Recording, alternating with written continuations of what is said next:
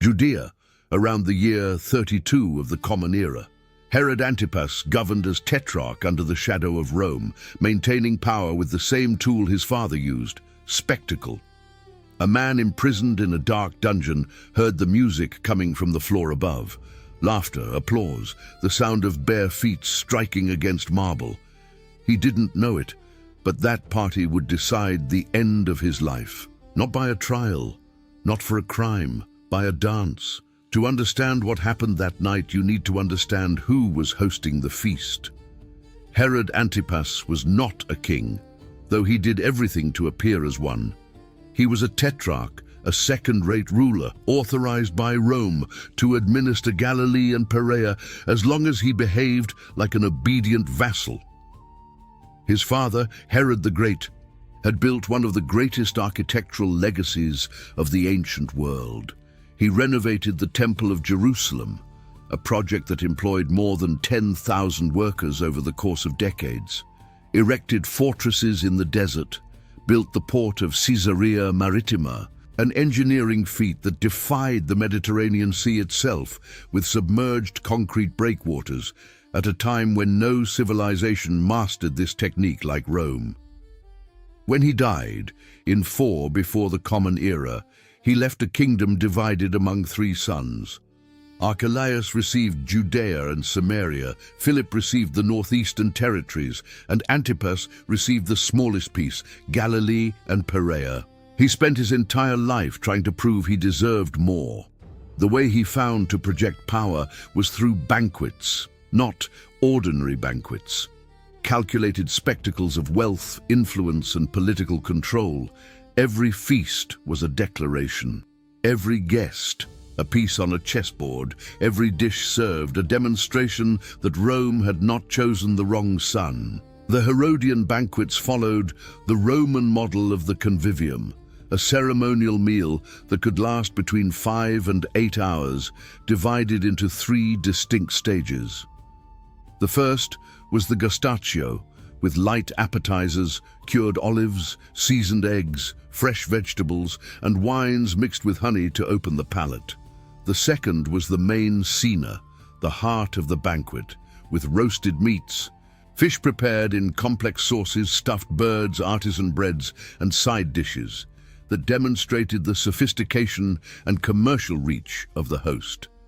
The third stage was the commissatio, and this was the phase that changed everything. Wine flowed without limit, entertainment took over the hall, political masks began to fall, and the most dangerous decisions of the night were made. Now consider the scale of the place where all this happened. The palace fortress of Machaerus, where Herod's most infamous feast unfolded, sat atop an isolated hill east of the Dead Sea, more than 700 meters above water level. Flavius Josephus, the Jewish Roman historian who documented the Herodian dynasty with details no other chronicler dared to record, described Machaerus as a fortress surrounded by valleys so deep that the eye could barely reach the bottom. The outer walls were more than 45 meters high at certain points, reinforced by towers at all 4 corners that allowed 360-degree surveillance over the surrounding desert. The underground cisterns stored enough water to supply an entire garrison for months of siege.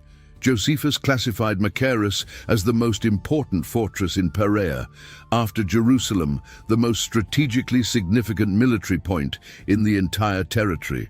But inside the walls, the scene changed completely.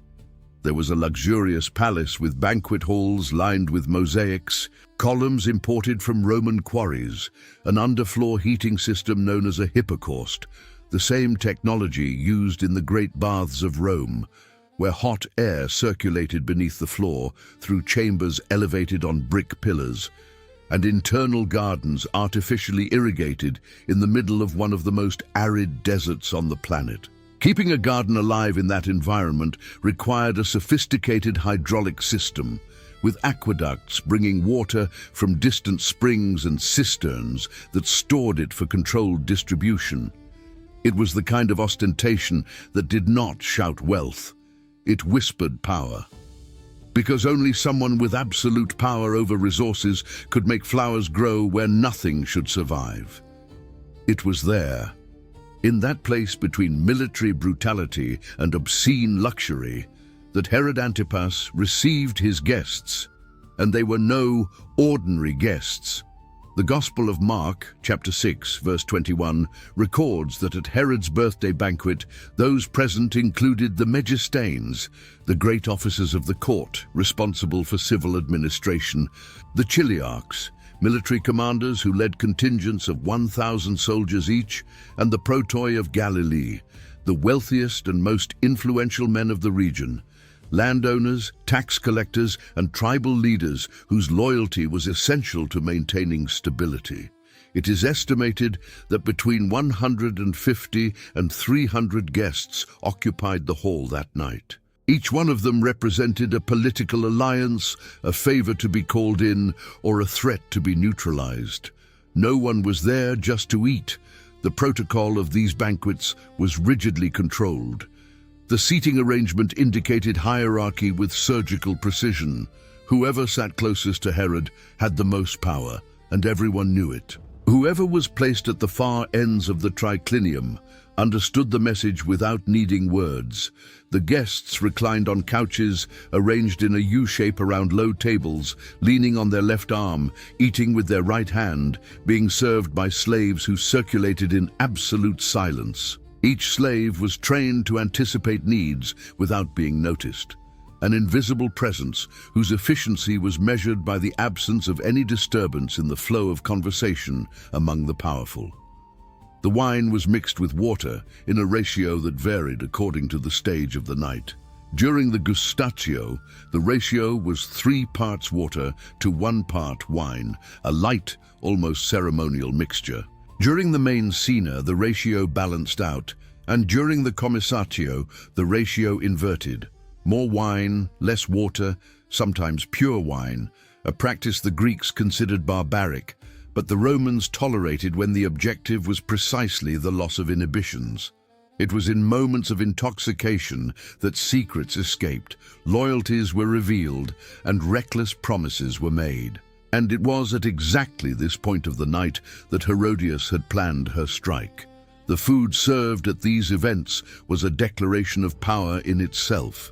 Records from the era and archaeological finds in Herodian fortresses indicate that the banquets included lamb roasted on bronze spits, goat prepared with aromatic herbs such as cumin, coriander, and hyssop, stuffed doves, fresh fish brought from the Sea of Galilee, a journey of more than 120 kilometers to Machaerus, made by relay riders so that the fish arrived before spoiling in less than 2 days.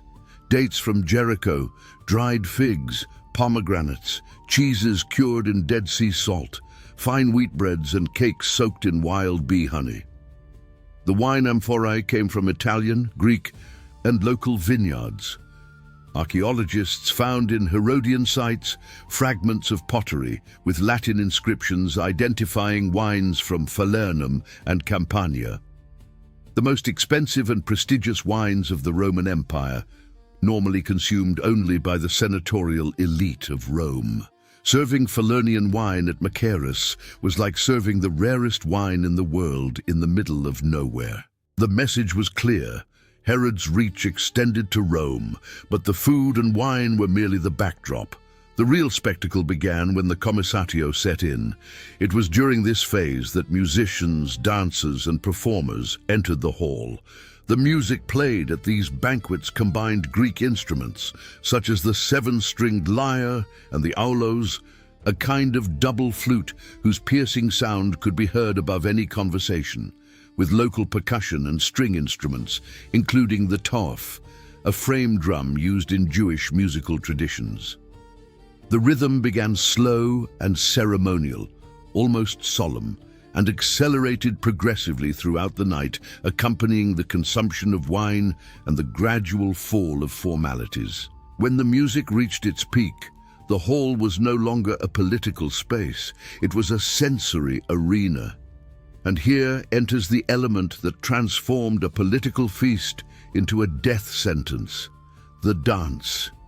In the Greco-Roman context of the first century, dancing at banquets was a form of entertainment performed almost exclusively by professionals, usually slave women trained from childhood in performing arts, or hired artists from itinerant troupes that traveled the Mediterranean offering their services to the wealthy. Women of noble families did not dance at public banquets. Full stop. It was considered a socially degrading act, associated with the servile class and the ritualized prostitution that accompanied certain pagan cults. The Roman orator Cicero went so far as to write that no sober man dances unless he has lost his mind. Sallust, another Roman historian, criticized a noble woman named Sempronia by saying she danced better than an honest woman would need to. Dancing at banquets was entertainment for the eyes of the powerful, performed by those who existed to serve. This is precisely why what happened at Herod's banquet shocked even the permissive standards of the era.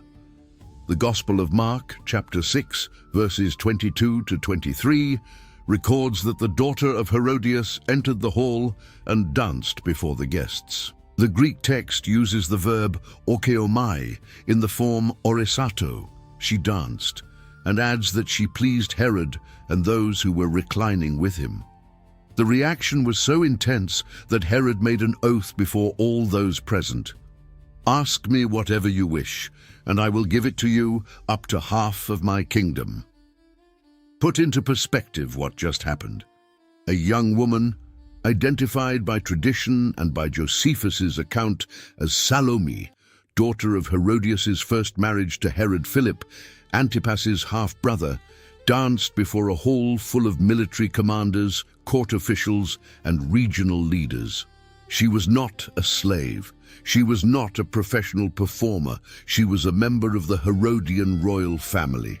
And the fact that Herodias allowed, or more likely instructed, her own daughter to dance in that context, before those men, at that stage of the night, reveals more about the dynamics of that court than any official record would ever admit. Historians and theologians have debated for centuries the exact nature of that dance. The biblical text is discreet, but the historical context leaves no room for naivety. Roman banquets during the commissatio phase were environments of deliberate and controlled licentiousness. The wine had been flowing for hours. The guests were reclined, relaxed, with their political and personal defenses lowered to a minimum. The dance that pleased Herod and his guests to the point of provoking such an extravagant oath was not an innocent liturgical or folk performance. It was a performance calculated to cause a specific impact. And it caused such an impact that a tetrarch publicly swore to give away half the territory Rome had entrusted to him. But the one who truly orchestrated that moment was Herodias. And to understand her motivation, you need to go back a few years. Herodias was the granddaughter of Herod the Great, daughter of Aristobulus, one of the sons Herod himself had executed. She grew up in a family where betrayal was routine and survival required permanent calculation. She first married Herod Philip, her half-uncle, with whom she had Salome. At some point, during a visit by Antipas to Rome, he and Herodias began an affair that destroyed 2 marriages and provoked an international diplomatic crisis. Antipas divorced his first wife, the daughter of Aretas IV, king of the Nabateans, a military ally whose friendship Rome valued. The Nabatean princess, humiliated, fled to her father. Aretas swore revenge, and Antipas, blinded by passion or ambition, ignored all consequences and took Herodias as his companion. The arrangement violated Jewish law on at least 2 critical points. Leviticus chapter 18 verse 16 prohibited a man from taking his brother's wife while the brother was still alive, and Herod Philip was alive. Deuteronomy chapter 24 established specific conditions for divorce that were not respected in either of the 2 separations. For a tetrarch who governed a predominantly Jewish population, this double violation was a political time bomb. And there was one person who refused to let that bomb remain silent. John, the one who baptized on the banks of the Jordan, the same one crowds crossed the desert to hear, the same one priests and Pharisees feared to confront directly, looked Herod in the eyes and said what no one dared to say. Mark chapter 6 verse 18 records that John repeatedly told Herod, "It is not lawful for you to have your brother's wife." Not once, not in private, not as a diplomatic suggestion, repeatedly, publicly. A desert prophet dressed in camel hair, feeding on locusts and wild honey, without an army, without allies, without protection, confronting a ruler surrounded by armed guards and telling him he was wrong. Herod imprisoned John. He had him locked away in the underground chambers of Machaerus, in the belly of the same fortress where he held his banquets. But the biblical text reveals something no one would expect. Herod feared John. Mark chapter 6 verse 20 says that Herod knew John was a righteous and holy man, and he protected him. Protected him from whom? From Herodias, who wanted to kill him. But there was more. The text adds that when Herod heard John speak, he was greatly perplexed, yet he listened to him with pleasure. Imagine the scene. The ruler who imprisoned the prophet regularly descended to the dungeon to hear him speak. There was something in John's words that Herod could not ignore. A truth that disturbed profoundly but also attracted, like a wound that hurts when touched, but that you cannot stop touching. The one who felt no attraction to the truth was Herodias. She hated John with an intensity that the text describes with a precise Greek word, enikein, which means to hold an active grudge, to nurture deliberate resentment, to maintain a hostility that does not diminish with time but feeds on it. Herodias wanted John dead, not silenced, not exiled, dead, but she could not carry out her wish because Herod protected the prisoner. She needed to create a circumstance in which Herod could not back down. She needed powerful witnesses. She needed a public oath that the masculine pride of a ruler would not allow him to break before his subordinates. The birthday feast was that circumstance. Every detail appears to have been calculated. The choice of timing, Herod's birthday, the one occasion of the year when he would be surrounded simultaneously by all the most important men he needed to impress. The choice of setting, the commissatio phase, when the wine would have already done its work over hours, when inhibitions were at their lowest and pride at its highest, the choice of the executor, her own daughter, whose youth and family position would create an emotional and social debt impossible to refuse before hundreds of high-ranking witnesses. The dance happened. The hall reacted. Herod made the oath. And then Salome left the hall and went to her mother. The question she asked reveals everything about who truly controlled that game. What should I ask for? She did not think for herself. She did not consult anyone else. She went directly to the person who had planned every second of that night. And Herodias answered without an instant of hesitation, the head of John the Baptist. She did not ask for gold. She did not ask for land. She did not ask for titles. She did not ask for diplomatic favors. She asked for an execution. And Salome returned to the hall running, with her own addition that reveals the surgical coldness of that moment. She asked for the head right now on a platter. The text of Mark says Herod became deeply saddened. The Greek word used is perilipos, profoundly distressed, surrounded by grief on all sides. It's the same word the Gospels use to describe the agony of Jesus in the Garden of Gethsemane on the night before the crucifixion. Herod knew he was about to commit an irreversible mistake. He knew John was innocent. He knew the prophet spoke the truth. But the oath had been made before military commanders, court officials, and regional leaders. Each one of them was watching, each one of them evaluating. To back down would mean losing immediate political authority. It would mean admitting weakness before men who only respected strength and whose loyalty depended on the perception that Herod kept his word. And between conscience and reputation, Herod chose reputation. A soldier of the guard received the order. The text uses the Latin term speculator, an official executioner specifically trained to carry out death sentences with efficiency and speed. That soldier descended to the dungeon. The distance between the banquet hall on the upper level and the underground cells was approximately 30 meters vertically. 30 meters separated music from death, luxury from suffering, dance from execution. Minutes later, the soldier returned carrying a platter. On it, the head of John the Baptist. The platter was delivered to Salome. Salome delivered it to Herodias. All of this happened while the music still played, the wine still circulated, and the guests still reclined on their couches. The detail of the platter is clinically disturbing. The Greek word used is pinaki, the same type of dish or platter used to serve food during the banquet. John's head was literally served as if it were another course of the cena. The boundary between food and execution, between celebration and death, was deliberately erased. Herodias did not want merely the death of John. She wanted total humiliation, to transform the prophet who confronted her into an object presented at the table where she reigned. Mark chapter 6, verse 29 records that John's disciples came, took the body, and placed it in a tomb.